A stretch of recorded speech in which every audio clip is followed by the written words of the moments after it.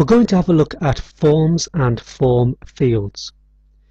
A form is a document in Word that allows you to gather electronic data. You create the basis of the form and then users can fill in the information. I've got a table on the screen and I'm sure you're aware that if we wanted users to fill that in, they could just type into those boxes. Okay, so you can do this without a form, but a form is more effective. I think you'll see from the finished product when we have it that it is a lot more useful to have a form rather than just typing in a table. To create a form we need to use the Forms toolbar. So I'm just going to right click on the toolbar area and choose Forms. And there's my Forms toolbar. These are the items down here that we're going to be using. We can choose what type of field to put in our form. I want a text field to put in my form for users to type in their name. So I simply click on the text form field icon and it puts a text form field wherever I had my cursor. To alter the properties of that form field, I can use the form field options box, and this brings up the text form field options dialog box, and I can make a range of changes. For example, it's set at accepting text.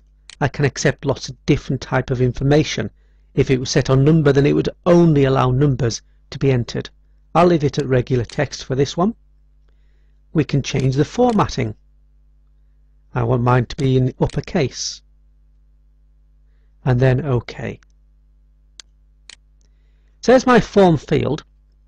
The form field itself cannot be actually used until you protect the form. So I'm just going to protect the form now using the padlock. This form is now protected. I can't select the details on the right hand side. I just can't do it. It won't let me. All I can do is enter information into the form field. So if I put my name in there, and there we've got the form field sorted out. I can't make any more editing, so I need to switch off the protection so I can do some more work on this form.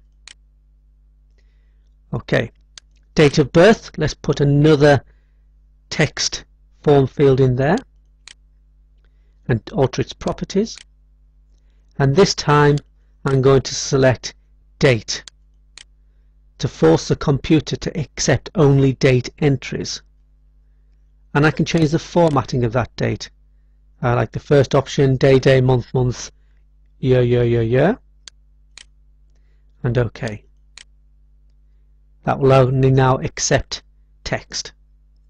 The next one down, preferred contact method, I want this to be an option box, so I'm going to use the drop down form field for this and alter the properties, and in here I can add items to a drop down menu. So I'm going to put in mail and then add and telephone, oops, misspelled that, telephone and add and fax, add and email, add.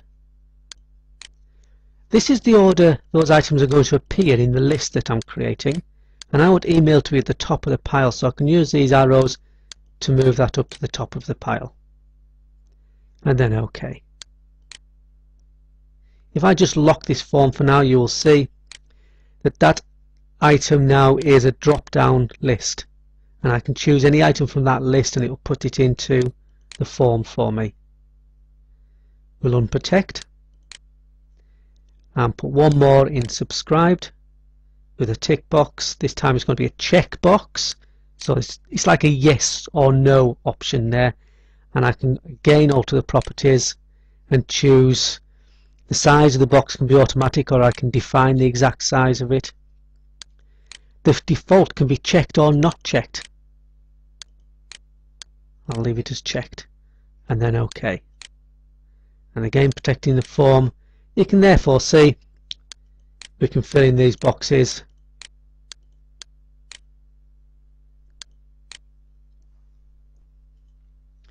so that's creating a form. and protecting it so that only the form can be used. In the next video we'll look at enhancing this a little bit.